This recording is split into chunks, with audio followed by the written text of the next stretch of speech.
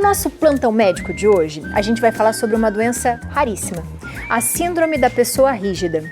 Ela atinge 1 a cada 1 milhão de pessoas e é uma doença neurológica caracterizada por uma rigidez muscular progressiva, onde o paciente sofre com dores agudas e tem a sua mobilidade afetada.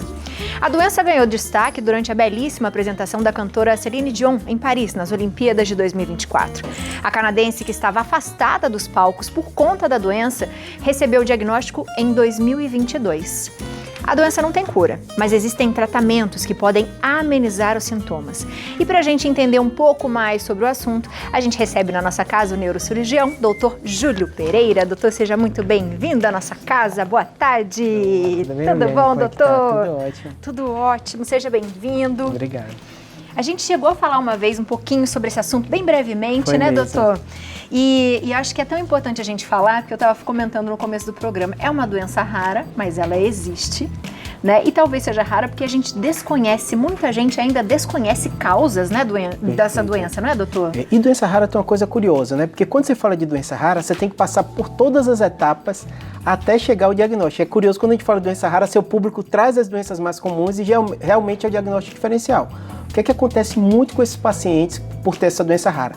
Eles recebem outros diagnósticos. Recebem diagnóstico, às vezes, de transtorno psiquiátrico, né? Porque é estranho, né? De repente alguém, como o caso dela, né? Tem uma contração, tem um espasmo muscular, uma mulher, geralmente é uma mulher jovem, então às vezes eles são diagnosticados com ansiedade, né?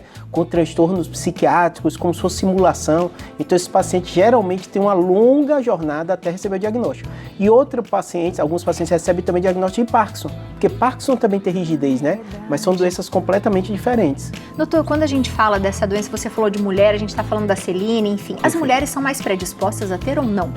Infelizmente, as mulheres têm muito mais doença autoimune, de maneira geral. Então, esclerose múltipla é mais comum em mulher. Essa doença também, a característica dela é de ser uma doença que você produz anticorpo contra seu próprio organismo e acaba que do neurotransmissor GABA, que ele é depressor do sistema nervoso central, ele é atingido. E aí o fato dele estar mais baixo, a pessoa ter essa hiperexcitabilidade do corpo, dando espasmo, dando contração, né?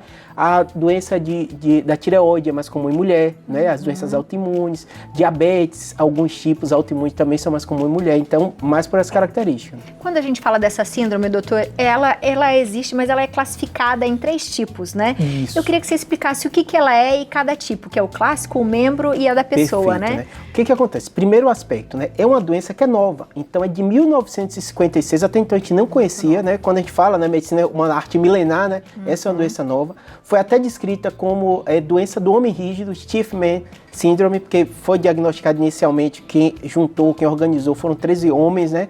Então, mas depois viu que é até mais comum em mulher. E aí recebeu esse diagnóstico de Stiff Person, que é uma pessoa rígida, né? E aí o que acontece? Hoje a gente já classifica, tem um espectro de doença. Então não é só forma clássica como a dela, né? Que é geralmente, qual o clássico, né? É tronco, então contração abdominal do tronco, então às vezes o paciente cai, ele tá andando. Eu costumo dizer para o paciente como se fosse uma cãibra súbita no músculo, então o músculo contrai, então mais tem formas, tanto da parte vocal, que ela reclama muito disso, né? Porque tem um espasmo onde tem músculo, pode acontecer isso, né? E tem pacientes que algumas vezes começam em membros. Então a doença que você tem que imaginar é o seguinte: tem essa doença autoimune, essa parte depressora do sistema nervoso central está atingida, então ele tem uma hiperexcitabilidade por qualquer motivo. Então às vezes o paciente até se isola, porque barulho é gatilho. Tem paciente que a ansiedade é gatilho, né? Tem paciente que o estresse é gatilho. Por isso que às vezes confunde também com o transtorno psiquiátrico por isso. E doutor, pode dar a qualquer momento da vida ou existe uma fase que isso pode acontecer mais? Esse é o problema. É súbito, é um espasmo, né? Espasmo é uma contração súbita e dá muita dor. Porque imagine, por isso que eu comparo com a cãibra, o paciente, imagine, subitamente, sem aviso nenhum. Então, às vezes o paciente, hoje se encontra por causa da internet, né, em rede social, o paciente às vezes filma. Ele cai no banheiro, então ele sente que tem aquela contração e ele não consegue movimentar. Então é uma coisa que realmente trava o paciente e acaba fazendo ele ficar, como aconteceu com ela, cancelou todos os eventos, tudo isso, porque você não sabe quando vai ter, então tem paciente que tem até limitação motora. E isso não dá aviso, doutor? Por exemplo, é possível que você tenha, porque você já sentiu alguma coisinha antes, ou não? Não dá aviso. A grande questão é o seguinte: por ser uma doença que é progressiva, normalmente o paciente começa com aquilo e acha estranho, né? Tem um espasmo, tem uma alteração, normalmente ela vai progredindo. E a grande vantagem, quando a gente fala assim, doença não tem cura, dá uma ideia que não tem o que fazer. Não, Se a gente sabe que o problema é a contração ou espasmo, a gente tem remédio que controla o espasmo. Tem até botox é possível aplicar para melhorar essa parte do espasmo. Tem medicação, como os benzodiazepínicos, que tem esse efeito relaxante, então acaba compensando. E de um modo geral, o paciente vai ter o tempo de vida dele, né? Quando a gente fala progride, é muito da parte motora. Eu dou o mesmo exemplo para a pessoa entender do Parkinson. O Parkinson é um pouco diferente porque ele tem uma tríade. Uma das características da tríade é a rigidez. Diferente da stiff person, o Parkinson é muito comum, é uma das doenças neurodegenerativas mais comuns. Ele tem um tremor, que todo mundo só lembra do tremor, mas tem a rigidez também associada, né? E normalmente o paciente tem alteração de marcha. Então, quando você lembra alguém com Parkinson, você imagina alguém com aqueles passos ali. Então, tem esse espectro. No caso do homem rígido, não. Aí você tem realmente essa questão do espasmo da rigidez, é o que chama a atenção. E o que acontece com o nosso cérebro? O senhor falou ali do GABA, né? Isso. E aí é interessante porque a gente fica pensando, quem é muito ansioso, Perfeito. quem está depressivo, Perfeito. Isso também pode prejudicar, doutor? Perfeito. A gente tem no nosso cérebro vários locais, né? Existem locais que são responsáveis por modular a parte do movimento. Como é que o corpo conversa entre ele? Como os neurônios conversam? Através dos neurotransmissores. Então, tem neurotransmissor que tem um papel de excitabilidade, tem neurotransmissor que tem um papel de relaxamento. E a gente fala essa questão de medicação que a pessoa entende, né? Vou dar exemplo, sem ser medicação, o álcool. O álcool, ele age no sistema nervoso central, ele age no equilíbrio, ele age também na desinibição, por isso que o paciente, né, fica mais desinibido. Na mesma forma, né, a gente tem neurotransmissor nosso mesmo. No caso dessa doença, você produz um anticorpo, esse GABA reduz e você tem essa hiperexcitabilidade. E aí, por isso que dá os espasmos. E as medicações, eles vão fazer o quê? Tentar retornar isso ao comum. Então, a medicação vai fazer o quê? Tirar o sintoma. Mas a causa você não consegue tratar. E quando a gente fala do diagnóstico, o que é que o médico vai pensar? Esse paciente aí, quem está assistindo e acha, eu tenho uns espasmos, será que é isso? O médico vai pensar, tem causa central do sistema nervoso central? Então ele geralmente vai fazer uma ressonância. Tem causa na medula? Então ele vai fazer uma ressonância de medula para afastar. Por quê? Doença rara tem muito isso, é um diagnóstico que a gente chama de exclusão. Você pensa nas coisas mais comuns, né? É bem comum também a gente fazer eletroneuromiografia, que é o quê? Aquele exame das agulhinhas, ele dá um monte de choquinho para ver se a comunicação entre o músculo e o cérebro está ok. Então tem vários pacientes provavelmente que te assistem, idosos, que têm diabetes. Uma das características da diabetes é neuropatia. Então o nervo, nesse exame aparece, o nervo está comprometido, tem uma polineuropatia diabética. Às vezes tem queimação, né? Tem todas essas alterações. Nessa doença, além disso, você tem que dosar os anticorpos no sangue e na medula também.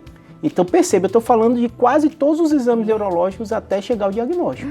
E aí tem muito paciente que nesse caminho recebe outro diagnóstico, né? Acha que tem a doença, né? Tá te assistindo, mas é uma doença muito rara. A gente tá falando de 2 para cada 1 milhão de habitantes, então é muito, muito raro mesmo. Muito raro. E de repente um diagnóstico errado pode prejudicar, porque enquanto isso ela vai progredindo. Com certeza, né? Mas é o que eu falo assim, a medicina é uma arte também da probabilidade, da epidemiologia.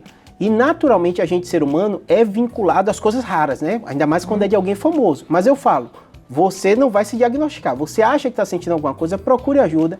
É muito mais provável que você acha que está com essa doença e o médico encontrar um Parkinson, porque ele é muito mais frequente. E o Parkinson, às vezes, está só na fase de rigidez. Então, eu canso de ter, às vezes, paciente que chega achando que está com tumor, tem uma coisa grave, mas muito mais rara. Quando você vai ver, ele tem uma doença de Parkinson, tem outro quadro e não recebe aquele diagnóstico que ele imaginava.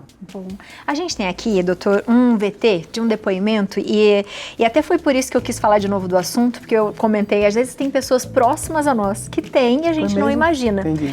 Vamos assistir? Vamos lá. Vamos lá. Hoje eu vim até a cidade de Guaratinguetá para a gente conhecer a Daisy.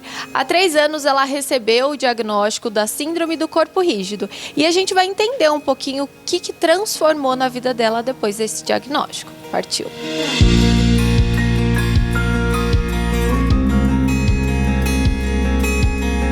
E eu já tô aqui com a Daisy e ela vai contar pra gente então. Daisy, primeiro, como é que você conseguiu esse diagnóstico e quantos anos você tinha? Estou com 49, daqui a 2 semanas faço 49. Esse diagnóstico ele já se iniciou há uns 8 anos atrás. No começo você nem percebe. A mão que treme, a mão que fecha, o olho que fica tremendo. A minha boca já começava a entortar. O meu caso da síndrome do corpo rígido, ele é emocional. Tá, e aí como é que você fica durante essas crises? Elas são constantes? O que acontece com o seu corpo? teve uma semana que ela foi... Tive várias semanas, há um tempo atrás, né? Por estar passando por junta médica do serviço público e tal. E teve uma semana que eu tive a semana toda. A semana toda. O que acontece no corpo? A musculatura, você tem espasmos musculares. Pensa numa cãibra na perna, na batata da perna. Então você não consegue andar porque a perna paralisa. Começa um formigamento. Eu percebo pela mão. Primeira coisa que começa é a mão. Segundo, já vem para o rosto. O rosto se volta todo para o lado esquerdo. A boca não abre. A língua enrola, a garganta fecha, porque o espasmo muscular ele pega tudo isso aqui. Você não consegue falar. Você põe água de um lado da boca, a boca cai. Você não consegue tomar um remédio. Agora eu estou à base de medicamento debaixo da língua, né? E massagem com fisioterapeutas.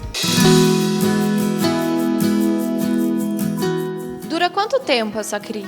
Às vezes, semanas.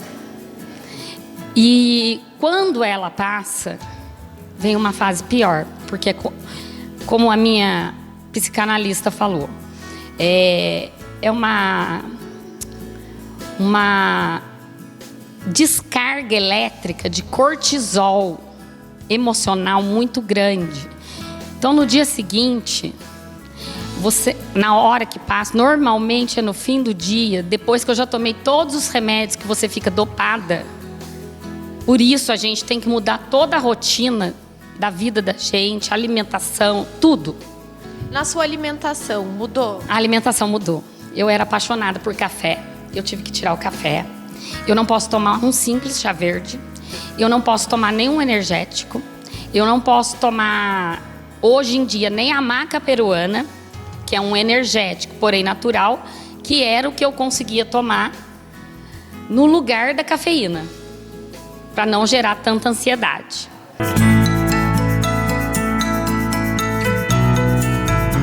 Depois que descobriu a doença, ela se afastou do trabalho que dava gatilho para as crises. Hoje ela faz comidas saudáveis. Cozinhar para Deise é terapêutico. Mas apesar disso, infelizmente, ainda tem crises. A hora que começa, se eu não conseguir, por algum motivo, controlar a minha mente, ela vem na mesma hora. Já fecha, já entorta. E a gente não sabe quando vem. Porque às vezes você dorme, sonha e eu acordo dormindo. Eu passei até as crises dormindo. E daí você toda torta na cama, que quem que dorme assim? E dura. Aí você baba, até chegar a convulsão, né?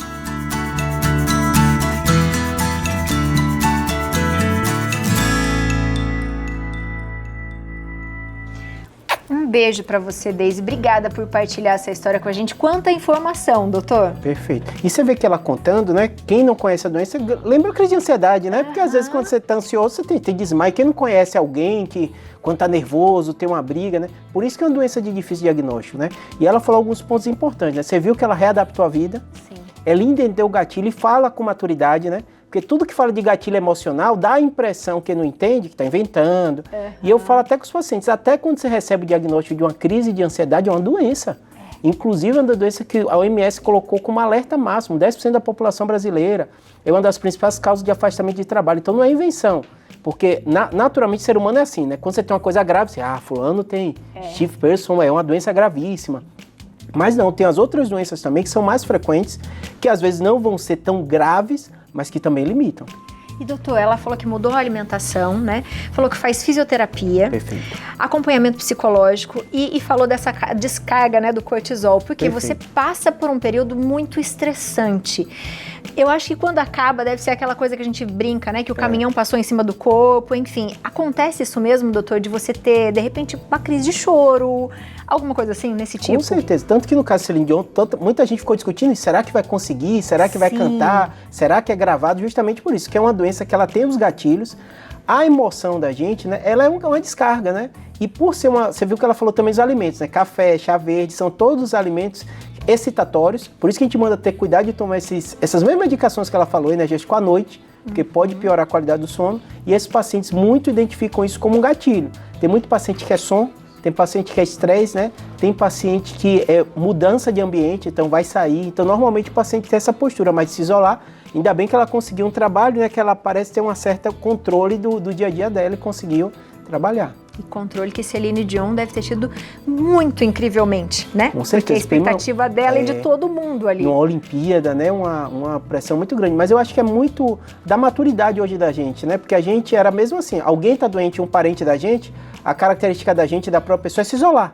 Não fala da doença, se esconde, né? Mas a gente sabe, doença como essa não tem cura. Mas a pessoa vai continuar a vida dela, né? Então tem que ter um certo controle, porque imagine, essa moça que passou aí jovem, né, trabalhando, 49 anos, né, ativa, mente ativa. Você vê ela contando a história, conta com uma habilidade muito boa, né?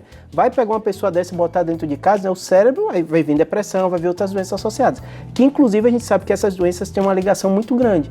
Então, muito paciente que começa com a doença degenerativa, pelo próprio gatilho da doença e a característica, é bem comum o paciente também ter essas doenças neuropsiquiátricas associadas. Doutor, tem perguntinha de WhatsApp, vamos lá. É isso aí, vamos ver. Tá, perguntinha para o doutor aqui, ó, vamos ver do Instagram. Cris, grande Cris. Olá, tema extremamente importante. Obrigado, Cris. Doutor, espasmos na região da mandíbula, principalmente em situações de estresse, o que pode ser? Cris, muito obrigado pela pergunta. Excelente pergunta, porque chega muito paciente com dor cervical. Quando você vai ver, ele tem problema na ATM, a gente manda para o odonto. Né? O dentista tem um papel muito grande. Tem paciente que tem trismo, tem paciente que tem o dente todo machucado, porque durante a noite, ou quando ele está muito estressante, ele acaba machucando. Então é bem importante isso, procurar o odonto, ver essa avaliação. Né? Normalmente, o médico generalista, vale a pena ela passar também, né? Porque muitas vezes é o estresse. O paciente está muito estressado, eu falo com o paciente, assim, dor no pescoço. Canso de ter paciente. Eu tenho hérnia, isso é quando ele vai contando a vida dele, quando ele está passando, eu falo, ó, vamos fazer a investigação, mas é muito provável que você está passando por um burnout, um estresse, e aí sua tensão muscular, onde é que incomoda mais? O músculo que a gente mais usa. Pescoço é comum e região lombar também. Então verifique isso daí, que de repente pode ser uma TM ou tem esses gatilhos, né? Doutor, pra gente finalizar em relação aos tratamentos, o que a gente pode fazer além de então melhorar a nossa cabeça? Alimentação, o que mais? Perfeito. Uma vez você tendo o diagnóstico, o médico tem um arsenal grande terapêutico, né? A gente falou só o iniciozinho dos sintomáticos, mas além disso tem remédios. Qualquer doença autoimune, você tem remédio que mexe com a imunidade do paciente. Por ser uma doença rara, os protocolos são muito individualizados. Mas o que é que faz? Você usa a medicação para justamente seu corpo produzir menos anticorpo contra a doença. E além disso, você faz os sintomáticos, que são todos relaxante muscular. É por isso que ela falou, você falou, às vezes eu sinto dopada, porque realmente é um remédio sedativo. Ele é usado como sedativo, mas também é usado para a doença, para ter esse alívio, né? E muitos pacientes precisam de aplicação de botox, né? Toxina botulínica. E aí aplica na onde dá, doutor? Na musculatura que está mais incomodando. Porque o que o botox faz, né? Por exemplo, a gente fala muito caso de estética, né? Mas é o quê? A musculatura ele relaxa. Imagina o paciente está tendo espasmo, ele dá na musculatura e acaba melhorando. Vê qual músculo incomoda mais. E a vantagem do botox é que ele é transitório, né? Então o paciente vai testando para ver qual músculo se melhorou. Muitos pacientes reclamam, será que eu vou ter fraqueza? Mas tudo isso o médico calcula direitinho, a dose que vai fazer, tudo isso para melhorar. Mas o mais importante é o que ela falou. Você vê que é um tratamento multidisciplinar. Tem psicólogo envolvido, tem o fisioterapeuta envolvido. A gente já falou aqui várias vezes isso, né? A gente não fala tanto desse profissional de saúde que é tão importante, né? Muitos pacientes precisam de uma terapia ocupacional, porque ele vai criar estratégias como ela vai viver o dia a dia, né? E ela deu exemplos ótimos. Atividades na água ajudam muito, né? A acupuntura, muito paciente melhora. E como ela falou no caso dela, a massagem também. Por quê? A massagem relaxa a musculatura, né? E doutor, é possível ficar rígido e continuar? Não, na maioria das vezes é o espasmo. Só que assim, tem paciente que dura muitos minutos, dá muita dor. Ela deu o exemplo perfeito que é o que eu falo pro paciente. Imagine você com cãibra no corpo inteiro, se na perna você ficar sem jeito, aquele incômodo, o paciente que trava a coluna, né? O paciente trava a coluna, ele fica achando que é o nervo, mas não, é a musculatura reagindo ao nervo que está inflamado. E geralmente o paciente liga pro SAMU, ele fica desesperado, né? Porque ele não consegue fazer nenhum movimento. Imagine o paciente com isso vários minutos, várias vezes, então dá uma fadiga muscular, uma dor, um incômodo muito grande. Nossa, e deve ficar com dor no corpo de segurar a dor. De segurar a dor, é muito incômodo mesmo. Doutor, muito obrigada. Obrigado. Seja sempre muito bem-vindo. O senhor é maravilhoso. Obrigado. Você de casa, aproveite para seguir o doutor. Ele faz vários vídeos também no YouTube, aproveita. E o Instagram é @neurocirurgiabr. O telefone é o 11 99503 8838. Obrigada, doutor. Obrigado. Mais uma vez, viu? Que importante a gente falar sobre esse assunto, viu? Obrigado. E quanto mais conhecimento a gente tem, mais a gente consegue encontrar soluções. Mas verifica que todo médico que vem aqui, o que a gente fala? Exercício físico, boa alimentação, cuidar do nosso emocional e ver como o nosso emocional é importante, né, Léo?